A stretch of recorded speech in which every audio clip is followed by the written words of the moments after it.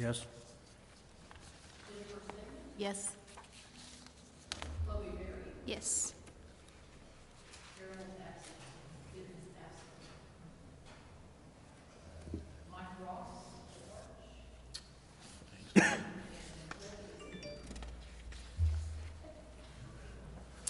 Before we get going, I'd like to thank everybody for coming. I know it's been a minute since we've met on this, but we needed to give the staff and everybody time to find answers for all those good questions we had last time. So I know we're going to hear a lot of talk about the infrastructure and the cost and stuff like that this time around, which was most of the questions we had, which are definitely things that need to be answered before we move further. So again, I just want to thank everybody for coming.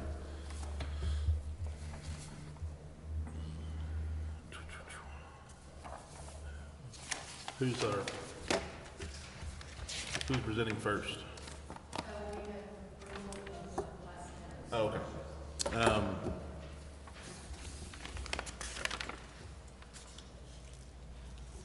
This would help if I look at my agenda.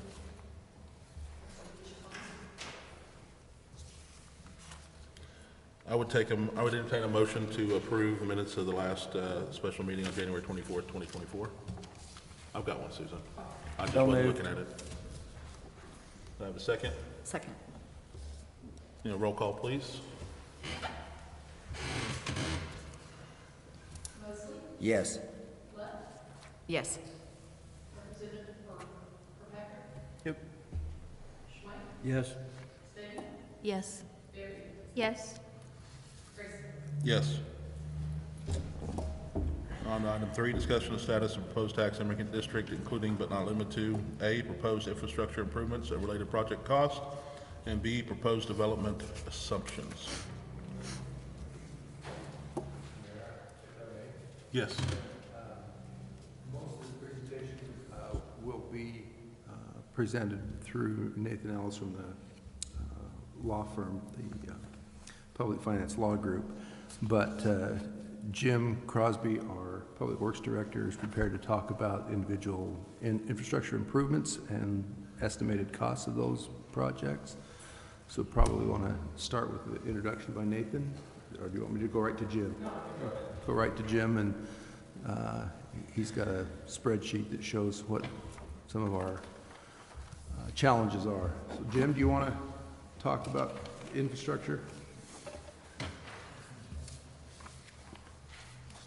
So Jim's going to talk about these handouts that were up here for us? Okay. Correct.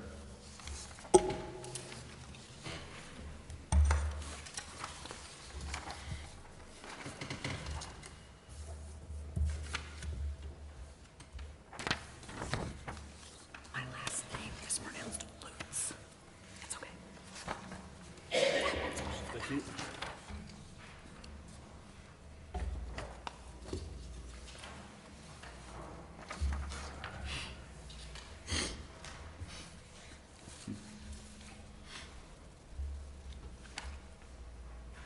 Go ahead, Jim. The city engineer and myself were asked to do a cost estimate on what the improvements to the city to bring us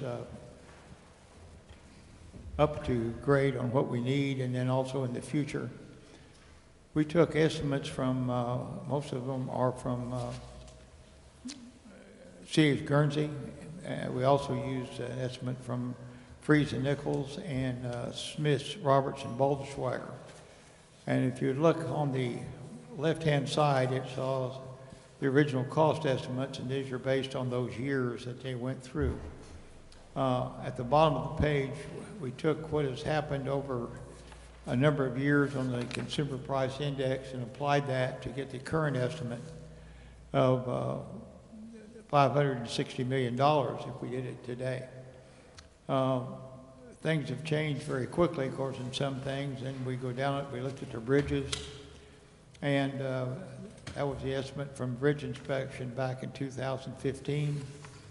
The drainage, of course, that was Smith, Roberts, and Balderschwager, their study they completed in 2020. And C.H. Guernsey did an estimate on the streets, drainage inlets, et cetera. Probably the biggest increase you would see there is on the raw water pipeline from Fort Cobb, and it was originally estimated at $45 million, and that was back in 2013. And of course, over 11 years, that estimate was also done by Guernsey and Smith and Freese and Nichols, and it's over $100 million in today's cost. Pipe, very difficult to get, especially a 24-inch line pipe, very, very costly today. And we went ahead and applied the consumer price index and what have you, did various things, and that's why we came up with a 2030 cost and a, 2030 cost and a 2045 cost. And looking at ongoing prices today, we looked at our lift station cost and our sewage, and the city has 12 lift stations. Just to upgrade the 23rd lift station, which we're under consent order now, we're going to do that right after July of this year, and that's an estimated cost of $400,000 just to upgrade it. The good news is the city's experienced a lot of growth, and just to the west of there is another lift station that runs into the 23rd Street lift station. We have two that run into that particular lift station, but they're adding 45 more homes in there, and that's going to outdo the capacity of that lift station, or at least maximize it out. It's ultimately going to have to be done, and that'll be cost about $1 million to $1.5 million. So you start looking at that, and you start applying these prices of what's going on, and it's very easy to get to the $500 million and over $560 million cost on today's prices. Be glad to answer any question you might have on any of these items. And we talk about growth, we talk about new water towers. We're getting ready to do the Country Club water tower just to go inside, and it's had a number of leaks, and to fix it, it's going to cost us about $352,000. And a new water tower runs you probably about $14 to $18 million on a million-gallon water tower. And we're going to need one out east for sure very quickly. And so you start adding those prices together, it adds up and multiplies very quickly. Be glad to answer any question you all may have. Jim, so these estimates are what we're estimating the infrastructure for the proposed TIFs are going to be? Is that?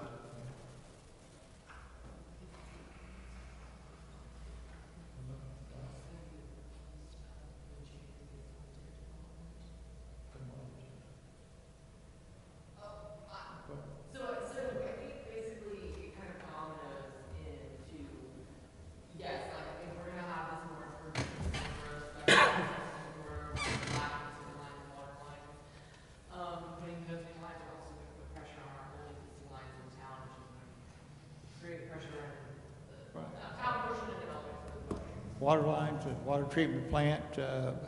If you take the old area of town, we just are finishing up the community development block grant policy, which is a small area on the east side between 1st and 3rd and 4th, right in that area. And that's about a $650,000 project, and that doesn't replace the lines. That's just connecting all the dead end lines and putting some new fire hydrants and valves in that particular area. So, I mean, you look at the cost of doing that. In the older area of town, we have water problems and water pressure problems. From 9th Street West, we don't get the volume of water and the pressure that we really need to fight a fire effectively. We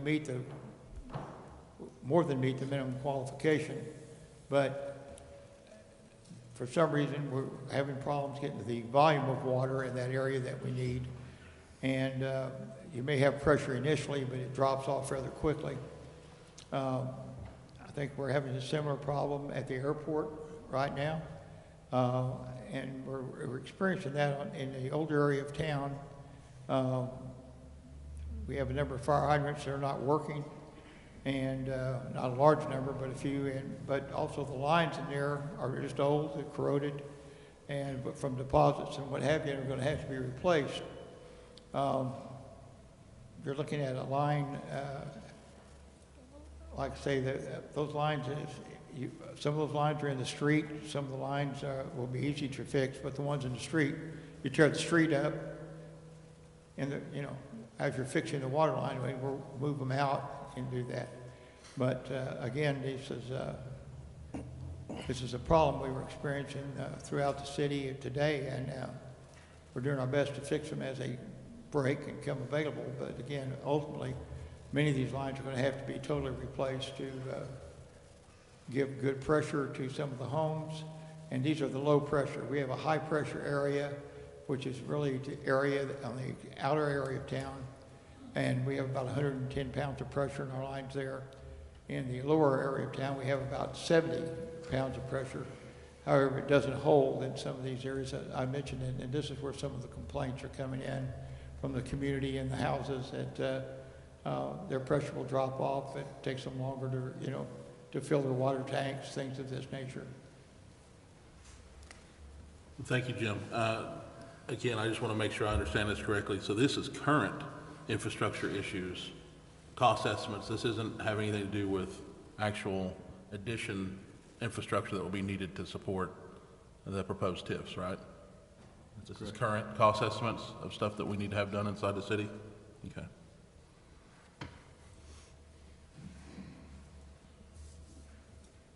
Anybody else have any other questions for Jim?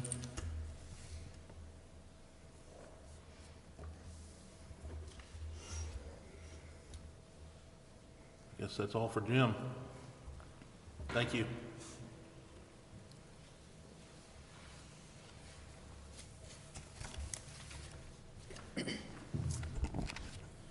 Good afternoon, Nate Ellis, the Public Finance Law Group. So, I mean, I can kind of lead with, that's an overwhelming number, isn't it? I mean, I think it's fair to say, and please correct me, Keith, if I'm wrong. I mean, these are infrastructure needs across the community. The problem is a lot of them are kind of tied together in order to have development anywhere.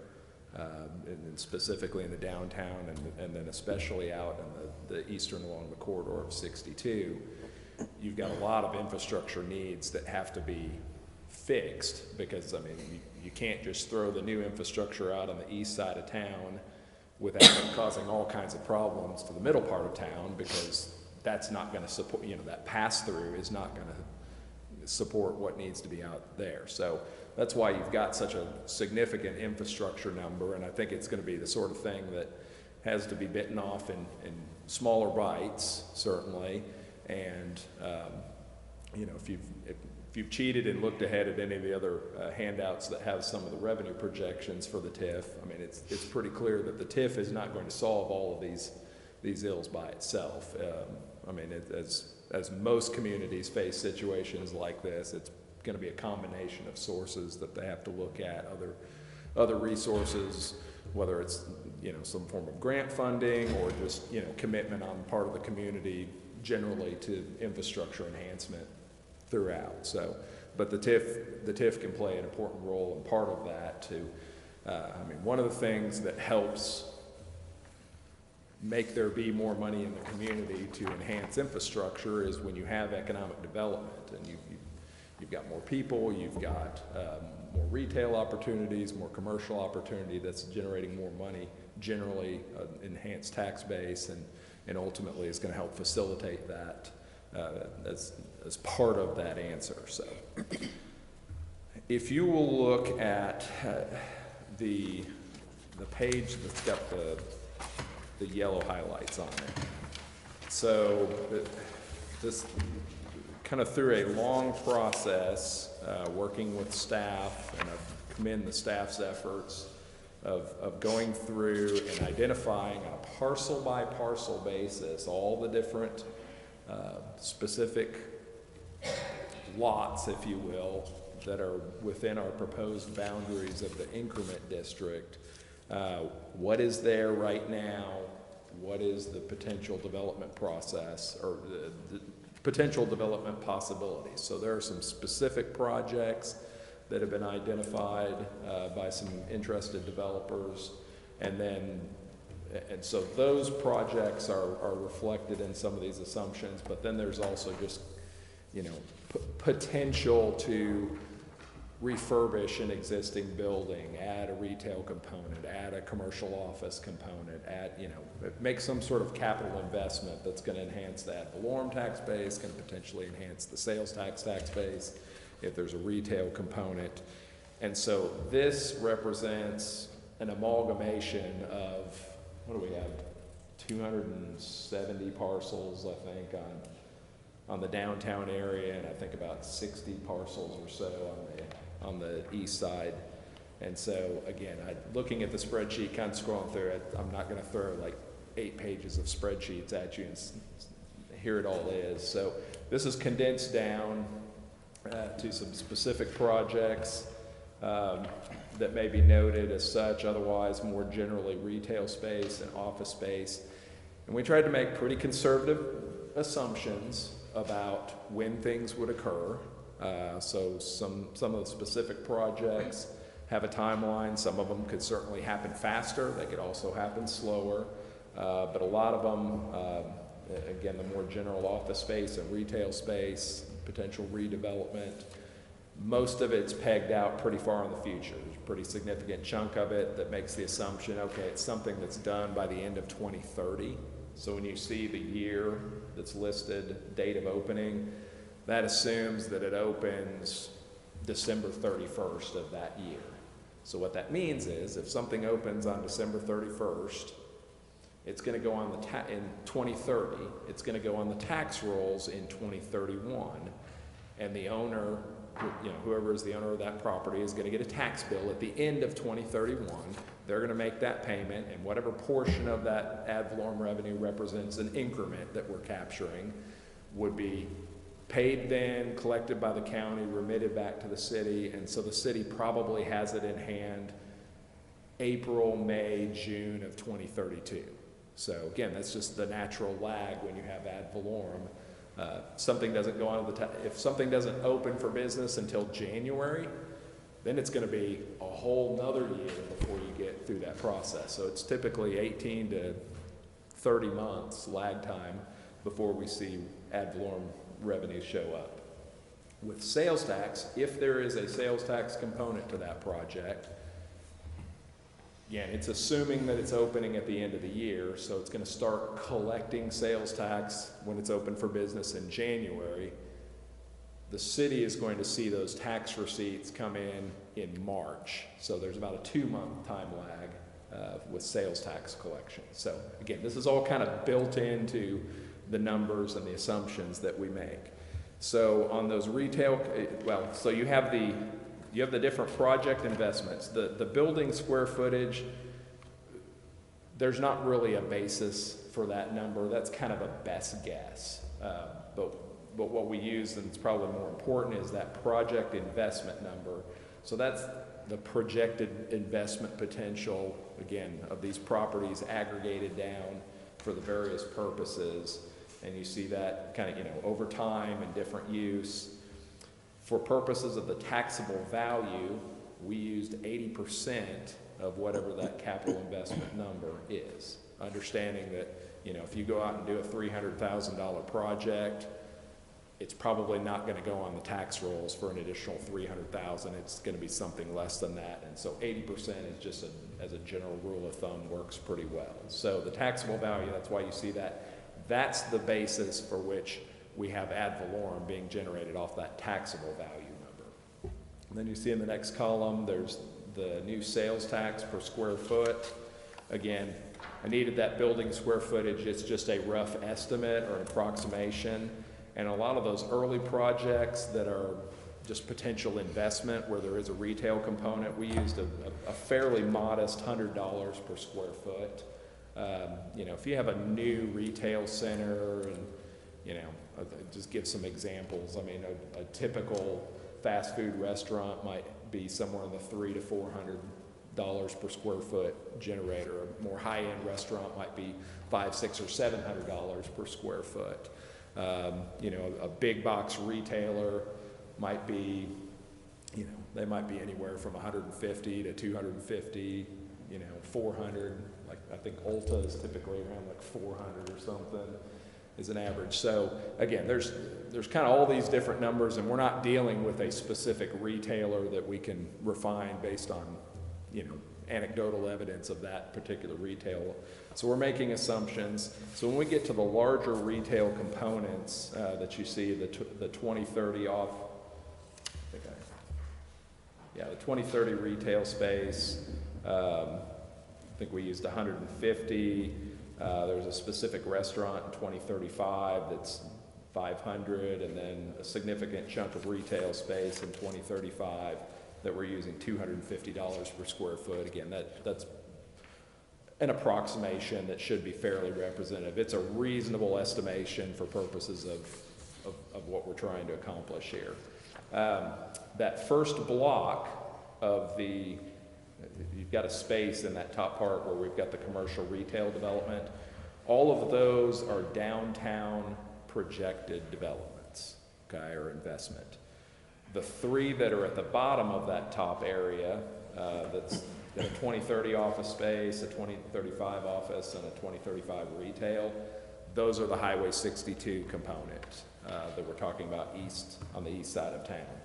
And so again, probably the centerpiece of that presumes that there is some sort of significant retail development that goes into place out there, but that's pushed all the way out to 2035. Certainly, if that happened earlier, you'd have more ad valorem earlier, you'd have more sales tax earlier. If it happened later than that, then you'd have less than what we're projecting. So again, trying to make some reasonable assumptions, looking out into the future as to total investment and then the potential sales tax.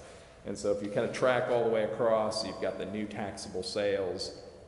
You see the sales that are generated based on the footage times the dollars per square foot that's projected, and that gives us the total taxable sales. So the total taxable sales, that's what would be subject to sales tax within the community. In that middle section, we have a hotel that's one of the projected potential developments. Potential 75-key hotel, probably an approximate $20 million project investment to build that. And then for purposes of extrapolating what we would have in sales tax collections as well as hotel tax collections, we used an average rate of $170 per night times 365 nights times 75 keys, but then we used an occupancy factor of 50%. Certainly there'll be some nights where the hotel is full, there'll be some nights where the hotel is completely empty. So again, 50% is kind of a reasonable approximation of the occupancy factor that we would expect over time. And then in the bottom group, we've got some multifamily and apartment space. There were some other parcels that were identified that potentially could have, you know, we're not necessarily talking about like a huge multifamily structure or anything. We're talking about renovated lofts on second or third floors of a building, things like that. So to the extent that you have some of that, maybe some of that might be baked into what you say is office space in the top part. But again, it's going to be approximately the same thing relative to the capital investment that's going in there. So, so all totaled, there is about, I don't have the total on there. We've got about $91 million in total projected capital investment, and you've got about $80 million or $78 million or so in total sales tax, or total sales on an annual basis once everything's in place. So, taking from that, then there's a whole bunch of other spreadsheets that are on large pieces of paper that I didn't pass out that have kind of year by year what's coming online. You know, we make an assumption with the sales tax starting in 2031 that there's a 2% inflation factor. No inflation until then, that would be great. Everybody would be happy if that's the actual result. That's not where we're at right now in today's world. But we don't want to overestimate what our future potential sales are. Also have some detail relative to each ad valorem taxing entity. We look at it on a levy by levy basis. Each levy, how much it's generating on each year and what those impacts are. But that all kind of compresses down to the two that you see that are labeled Exhibit A and Exhibit B. And Exhibit A is a summary of all of the sales tax that's projected over a 25-year time horizon. So what we did for purposes of assumption, in light of the fact that the infrastructure is a very large potential number, and in light of the fact that this is, realistically, you need 25 years to capture as much possible revenue as you possibly could, but understanding that there's an impact on all the different taxing entities, and I don't think the city is in the position that they desire to ask the taxing entities to give up 100% of this new revenue, because some of it certainly is potential growth for the community. So we looked at capturing effectively 50% of the ad valorem tax, 50% of the new sales tax, 50% of the new hotel tax. And then the balance of that would flow back to the taxing entities respectively, whatever their portion is. So on Exhibit A, we've got the sum total of all of the TIF revenues that would capture relative to sales tax. The city levies a 4.25 cent sales tax. The projections generate about $53.2 million in total sales tax over a 25-year time horizon. 50% of that would go to the city. 50% of that would be reserved to the project costs relative to the TIF. The county right now levies a 0.75 cent sales tax. Any of these sales tax, they could potentially go up or down in the future. We've assumed that they hold constant through time. So a 0.75 cent sales tax for the county generates a little over $10 million based on those same set of assumptions. We're not proposing to capture any of the county sales tax portion. And then the state would see about $60.5 million in total sales tax that's generated. And that'll be important here in a minute when we talk about the Leverage Act. And then you see the total sales tax that's generated over time, $127 million. At the bottom part, you've got hotel tax. The city levies an 8% hotel tax, and so again, 50% of that. So again, it's really just looking at that one hotel. If there is more hotel development, and there's certainly plausible that it could be, especially as you get out by the interstate, you might see some additional hotel interest out there. But just based on that one, it's about $3.4 million in total hotel tax revenue over that time horizon. Again, we're really talking from 2036 to 2049, so really only half the life of the TIF there. So $1.7 million of that is identified as going to the city, $1.5 million going to the project costs. On Exhibit B, you see each of the taxing entities. Many of them are maybe listed multiple times because they have different levies. So within Chickasha Public Schools, currently there's a levy of 104.64 mils. That's the sum total. So, when you get your property tax bill, that's the rate that you're paying at. So if you have a $100,000 house and it's assessed at 11% by the county, and you've claimed your $1,000 homestead exemption, you have an assessed value of $10,000, and that gets multiplied then by that levy rate of 104.64. So that means your property tax bill on a $100,000 house would be about $1,046, give or take. So each one of those levies is broken down between the county, the health department, the EMS, the school district, and the technology center. And so you see all of those respective levies. We have assumed, for purposes of looking 25 years into the future, that levy rate is going to stay the same for 25 years. We know for a fact that it won't. It will change a little bit. The school district is kind of the foremost example. we know they're gonna have general obligation bonds that they're gonna issue on an annual basis. They attempt to maintain approximately the same sinking fund levy every year, but, factors beyond their control cause that number to kind of oscillate right around the target over time. But again, we've assumed that the school district, when they get to the end of their current authorization, will go out, they'll ask for a new authorization, and they'll continue that policy of trying to keep that levy the same.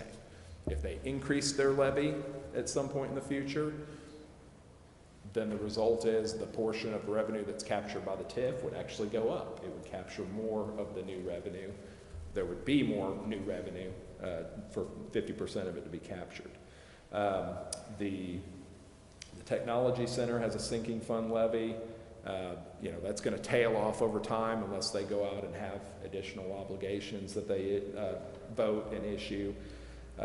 Right now, the EMS doesn't have a sinking fund. The city doesn't have a sinking fund, but certainly at some point in the future, they could if they had proper voter authorization relative to that.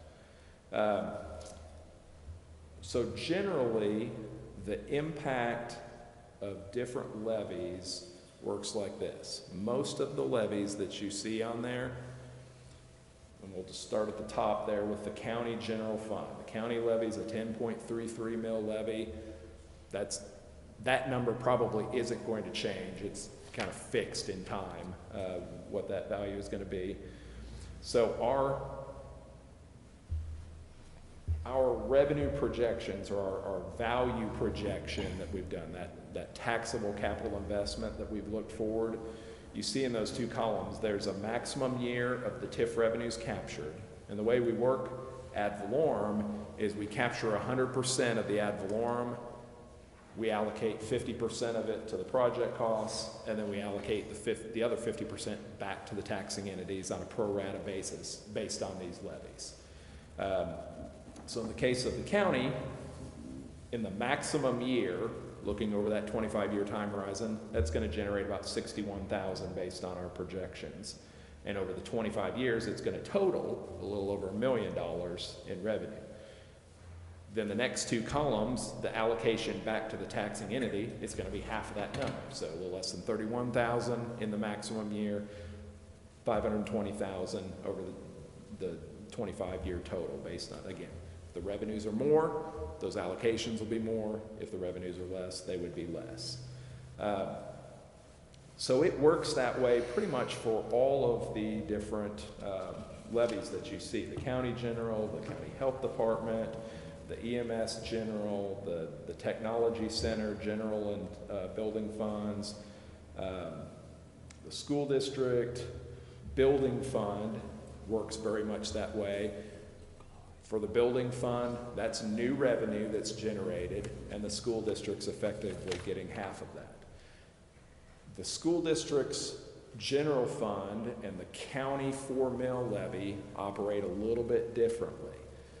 That money goes to the school district, but it's part of a state aid revenue formula, and so kind of the long story short is the more revenue they get from local ad valorem sources, the less revenue they're going to get from the state in the form of state aid, assuming the number of students all stays equal. Everything else is equal.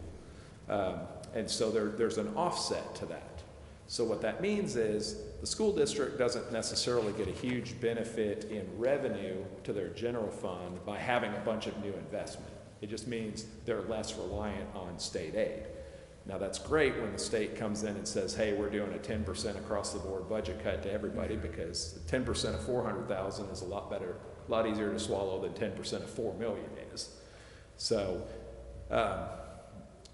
but when we allocate the dollars through the TIF district, it basically takes it out of that state aid funding formula.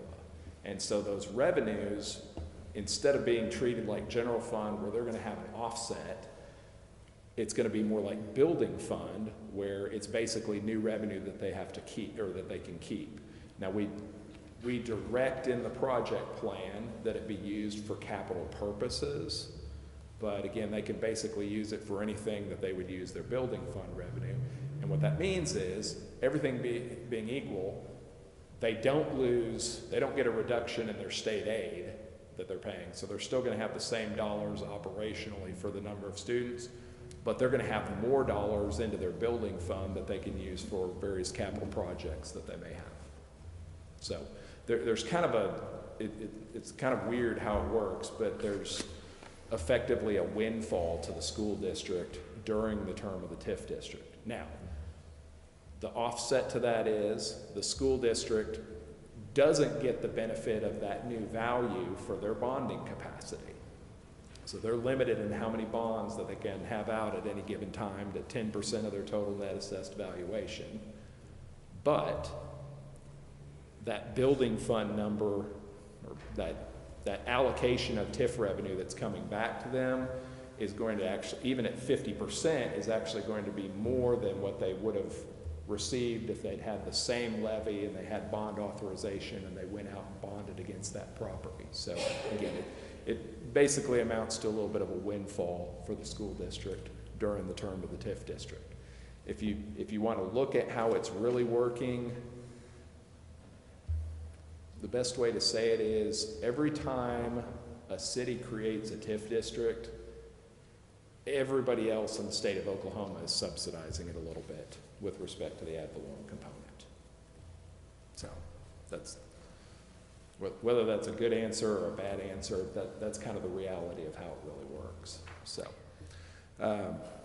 So can I ask? For the school district. Yeah, can I Yes. ask a question? Yes. So when we have these TIF projects, this maximum year is just the additional ad valorem, is that correct? correct. Yeah. And that's on a all good- of these, it's just the additional that Correct, would be on? that's a good point. So the existing tax revenue that's generated off of all of these parcels is part of what we call the base assessed value. So at the time a TIF is created, the assessor is gonna go out and say, all right, here is the value of all the different parcels. Some of them are owned by the city or the municipal authority, they're gonna have zero tax value. Others are going to be, privately owned, and they're going to be whatever the assessed value was for the current year, whatever their current valuation is. It basically freezes that. All of the tax revenue that's existing, that's coming through, and I have it on this page, but just a second.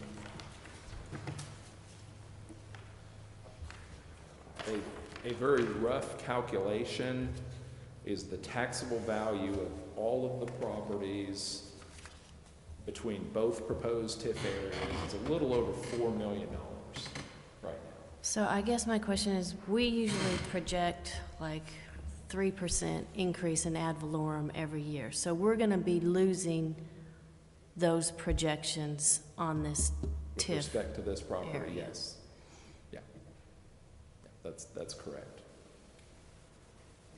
So again, that 4 million generated about $420,000 of total taxes last year that again gets allocated by everybody. So again, that's kind of the give and take there with those impacts of especially for the school district with respect to their bonding.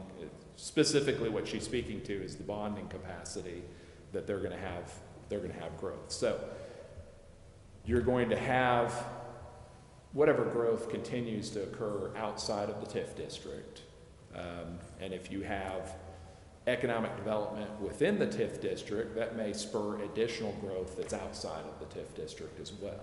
And so, again, kind of as it comes down to the net aggregate of it, that's why it's important to look at something like a 50-50 split of the revenues as opposed to trying to capture all of it and leaving all the taxing entities, and especially the school district, in a position where they're going to be particularly limited in their future growth.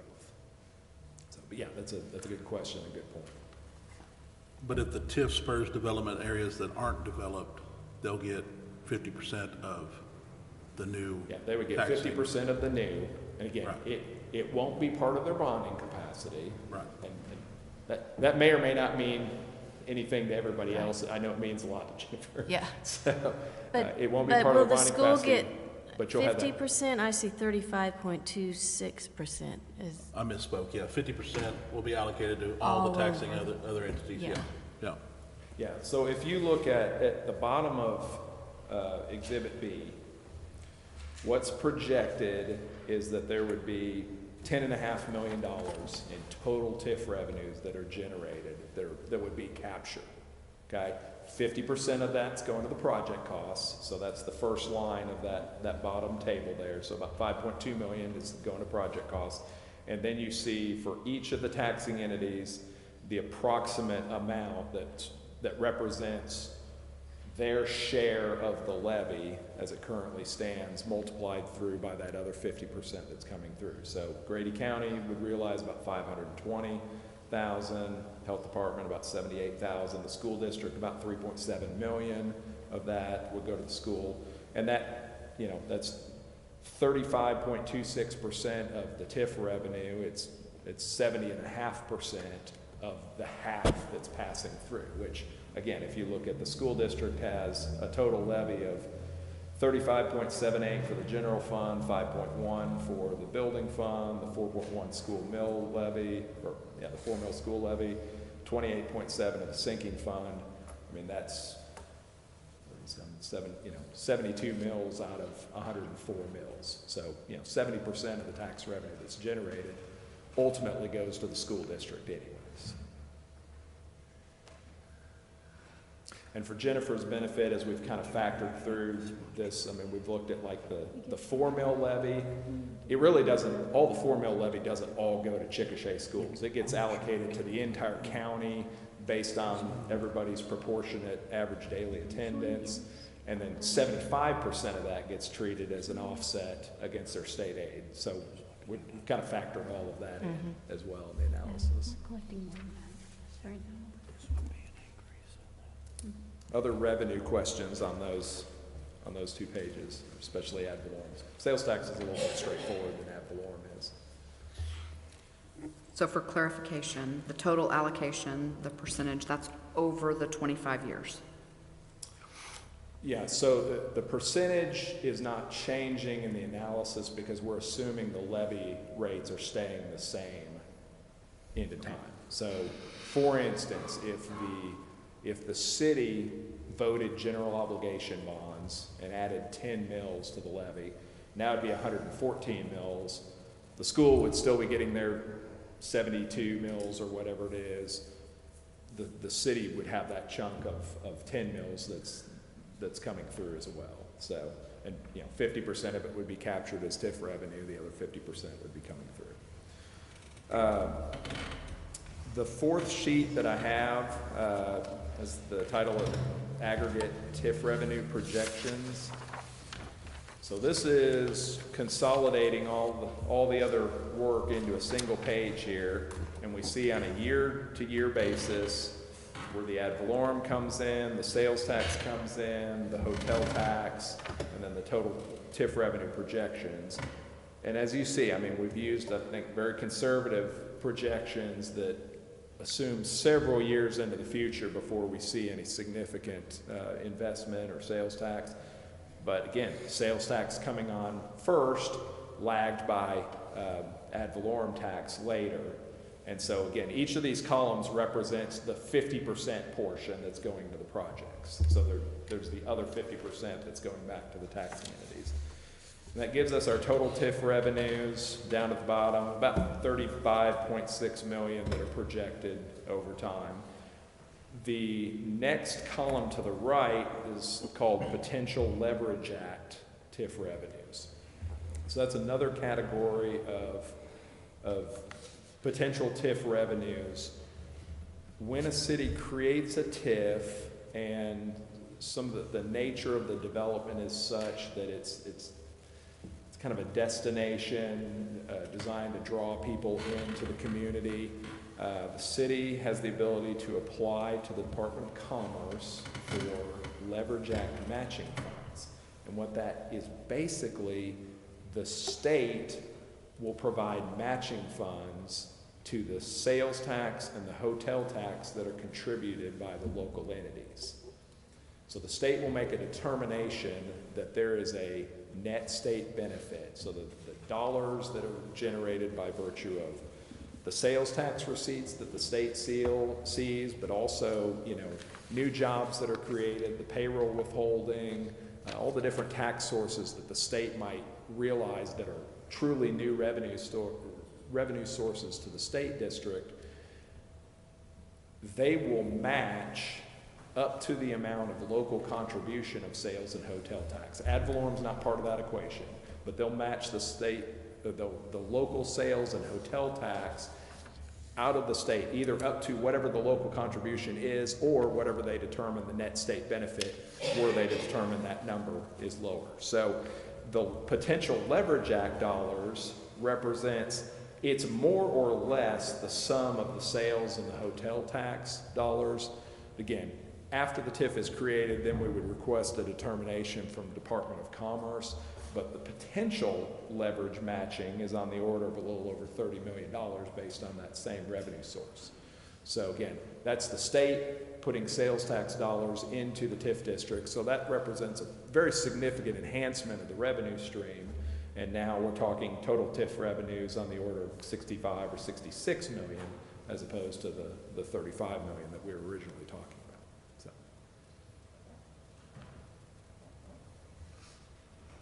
Questions? I just want to clarify on something, just because I want to make sure that, you know, the city is it's very important that we make sure that other taxing entities are taken care of during all this. And I didn't graduate top of my class, so I need this broken down very simply. So let's say an undeveloped parcel in the TIF district generates $100 worth of tax revenue right now, right? That's your baseline. So the school effectively at 35% gets $35, right, off that. Am I? Actually, about $70 is. About 70? I think about 70 of that 100. Okay. As it stands right now. As it stands right now. Yeah, because that's part of the baseline. So the TIF doesn't collect any revenue until the value of that property goes above what it is right now. So say it jumps to $1,000 a year once it's developed. Okay, so $900 would be $900 difference. potential TIF revenue. Right. 450 of that would go to projects. 450 of it would split back to the taxing entities. The school's portion of it would be $320. If anybody wants to check with the calculator, it's something close to that. Right? Well, that's just what, yeah, I just wanted it broken down that simple, that with the growth, there is still extra revenue going back to the taxing entities that wouldn't be there if it hadn't been developed. What is the projected percentage increase in the TIF districts in ad valorem overall? Do we have that? So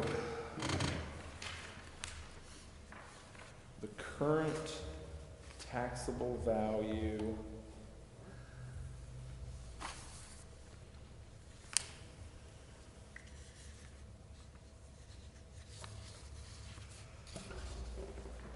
this doesn't affect any of my calculations, but I think I have a decimal error on here. I think the assessed value is in aggregate is about $4 million. So the total taxable value, so market value, if you will, would be closer to like 40 million or so, somewhere on that order. And that's current? That's current of the properties that encompass the parcels that are proposed for being included in the TIF district. The new taxable value that results from the development is on the order of around 73.5 million. So relative to those properties, or I mean that same property base, you know, once you get past the end of the TIF, everything else kind of being held constant, then the total value of those parcels, instead of being 40 million, would be 113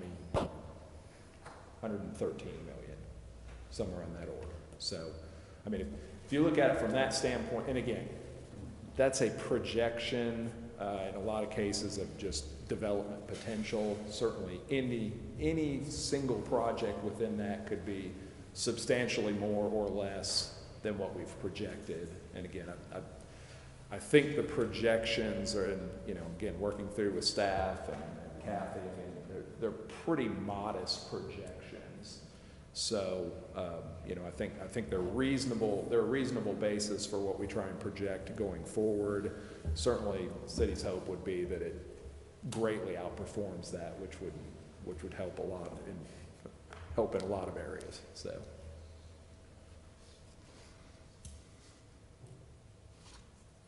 I mean, there are, I don't have the statistic in front of me.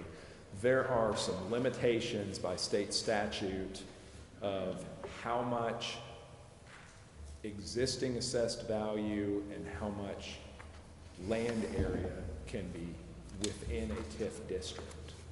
And so you look at, in the terms of the school district, you can't have more than 25% of the school district's net assessed value within a TIF district. Now, when we're doing that calculation, our denominator is the school's total net assessed value for the entire district, some of which overlies the city and some of which is outside city limits. And then the numerator is what is the base value of the property. So remind me your approximate net assessed value. 140 million. Call 140 million. No, not 340 million. 340 million, okay. Yeah. And we're talking about assessed valuation within the TIF district boundaries right now of about 4 million. So we're at a little more than 1% of the school district's tax base that's actually within TIF district if both of those districts are captured or created. So again, I mean, you've got the other 99% of the district effectively, any growth that they have. That's why the impact is a little more nominal in what it potentially does to that percentage that you're making assumptions looking forward-looking for purposes of your geo bond planning. We can't have more than 35% of the net assessed valuation of the city within TIF districts. And again, our percentage is going to be a little bit higher on that. I'm trying to remember off my top of my head. I think it's more like 5% of the city, because again, a lot of the city is actually a subset of the school district when it comes to net assessed valuation. And then we can't have more than 25% of the total land area of the city be within TIF district. And again, these are aggregates, so you have to add up all the different TIF districts. You know, TIF 1 is gone, so it no longer counts in that equation. It would just at this point be TIF 2 and TIF 3 that would be taken into that. But again, in all of those threshold requirements for the statutory purposes, the city's well under that limit. And one of the reasons why that's important to consider too, I mean, the city could go out and they could try and create a TIF that takes up, 25% of the school's value, or takes up 25% of the land area. And in doing so, they would probably preclude their ability to use TIF for another project in the future because they basically used up all their capacity. So in that regard, this uses up some of the capacity, but not a substantial amount. And so the city would still be positioned if another, say for instance, an industrial project came along and it was appropriate to do a TIF relative to that, again, they would go through the same process with that, but they would have capacity to be able to consider that reasonably.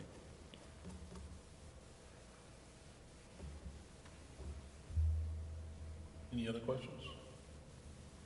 A lot of numbers. A lot of numbers. I don't have anything if nobody else does.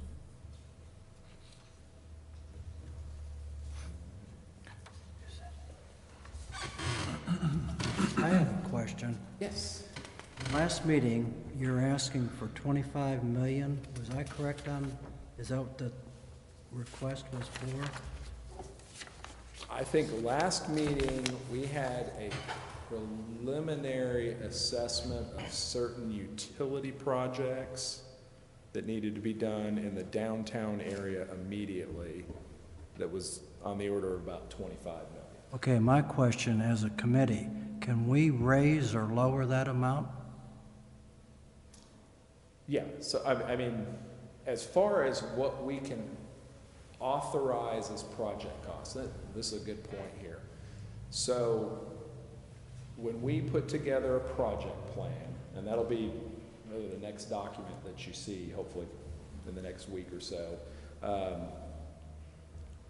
that will outline all of the different universe of potential project costs that would be allowed to be paid from TIF revenue. I mean, right now, we've got a situation where we've identified far more in projects than we have in potential revenues.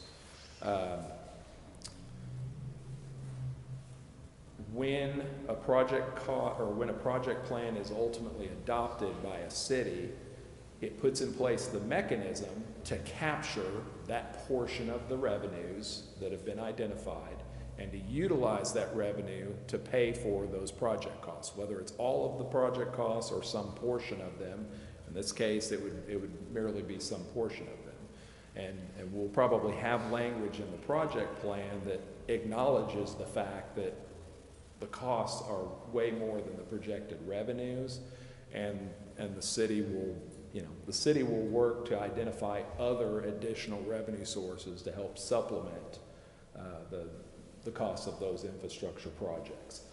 So as a committee, yes, you can make a recommendation that we limit it to a certain number. I think if there's a limit to a certain number, I think that bears more to how much in revenue do we actually want to apply from the TIF district. So for instance, if we had 65 million in potential TIF revenues over that time period, but we say, you know what, we want to cut it off at 50. That would be the better application of that. You could say, you know what, we're going to pay $50 million worth of projects and we're not going to pay any more, and however much it costs, but the TIF is only going to contribute this much to it. I mean, in this instance, given that you've got the 50-50 allocation of it, I think it probably makes more sense to identify the universe of costs, even if that number is significantly larger, and we'll apply that 50% of the TIF revenues, whatever they might be. Hopefully it's much larger than the number that we've estimated, and we'll make it go as far as we possibly can, but we don't know at this time what potential other sources there might be. So for instance, if there's, State Department of Transportation participates in some of the, improvements that, along the Highway 62 corridor. Relative to that, if there's other opportunities, grant opportunities, or other funding sources that come in play for water or sewer improvements that are done, we don't want to preclude ourselves to lock in on this cost is okay and this cost is not okay. We'll use the TIF to kind of plug in where we can't find other sources. But yeah, I mean, as a committee, you've certainly got that discretion as a body if you want to make a certain recommendation relative to all that. There's a lot of different options with that. I am curious to the split where 50-50 came from, because I believe when I talked last time, we were leaning more 75-25. And don't get me wrong, I'm not complaining. I like the fact that taxing entities and our community partners are getting a bigger piece of the pie, but I'm just curious on the thought process there. I mean, I think, so a lot of time, and I think I said this in one of the earlier TIF committee meetings, sometimes we're looking at, all right, what are our costs that we need to account for? What is our revenue potential of the TIF district? And then you let those two numbers kind of solve the equation of, okay, we could do 50-50 for 25, we could do 100-0 for 10 years, or some iteration in between there. In this instance, again, because we have such a large infrastructure number that we've potentially faced with, I think we just collectively decision, let's start for the committee to digest, and maybe you feel differently and want to ultimately make a different recommendation, and we could certainly provide scenarios, or what does it look like if we did 75-25, but kind of an equity fairness, let's look at 25 years, but let's just capture half of the revenue, and that provides, a decent amount of revenue stream to continue to flow through to each of the taxing entities over that long time horizon, where, you know, they're realizing new revenues, but also there's new revenues that are going towards the project, and it's, you know, not just a token amount of revenue that's going to each taxing entity. I appreciated the 50/50. I mean, it's, 25 years is a long time. it is. It's a long time. It is. Well, and it makes no sense for the other taxing entities not to be able to grow with that Exactly. growth. We It's have got to be to. sustainable across the board. Yeah, I mean, you're going to have more students going to the school because, you know, the growth. Career tech and need the services and, yeah. Yep, agreed. Any other questions? Anything else?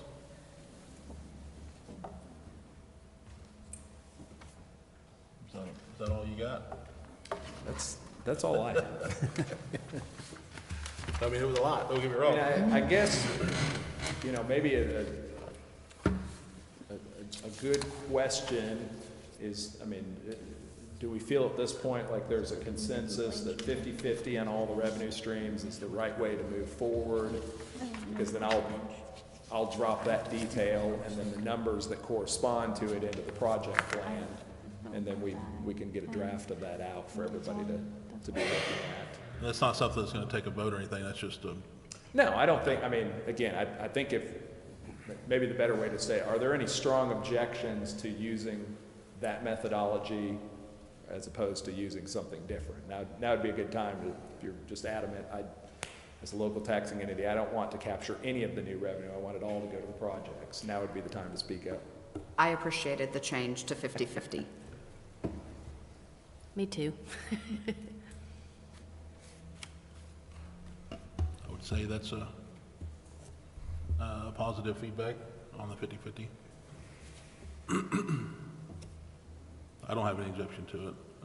I mean, Keith, does city standpoint, do we have? We've internally debated this a long time, and obviously it's a value choice of how much you think organic growth is going to happen and how much you think some of this through the State Leverage Act and through the TIF can push things along a little faster in terms of development. The committee is certainly free to make changes even after we make a recommendation of, and show the numbers with a 50/50 split. If we look at that and decide that the committee says that we think we could push more towards the TIF, and whether it's 60/40, 75/25, there's any variety of choices that you could make, but we need to kind of have a starting point of discussion and a common frame of reference to start with. And so our recommendation from the staff in consultation with Nate and Kathy is 50/50 at this point, and then let's look at it and see if that gets us where we think we need to be. Okay. We're good to go on that. Do we have, is there anything else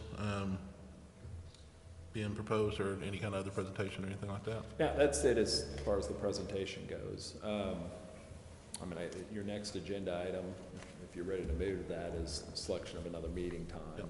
I mean, I would say probably give ourselves, 3 weeks or something like that. Again, I've got a project plan draft that's pretty far along, so again, with this discussion, it allows me to drop specifics in there.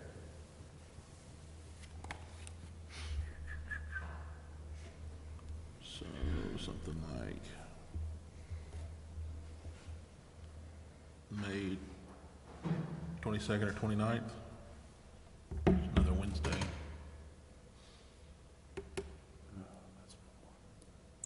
That's Memorial Weekend, Is isn't it? it? Is that Memorial Weekend? Yeah, Memorial Weekend's in between that, so the 29th is the Wednesday after Memorial Okay, so Weekend. 20. Oh, is it? 22nd is before. So the 27th is Memorial Day and 29th, so Wednesday following.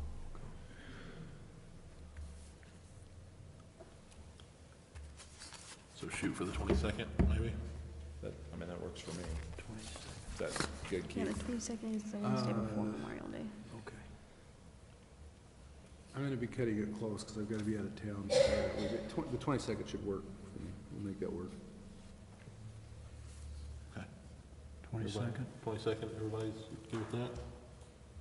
Okay, let's do May 22nd.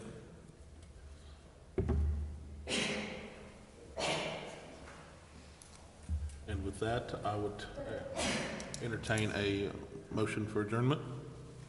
I motion to adjourn. Yes, second. Second? So moved, we're adjourned. Thank you, everybody, for coming.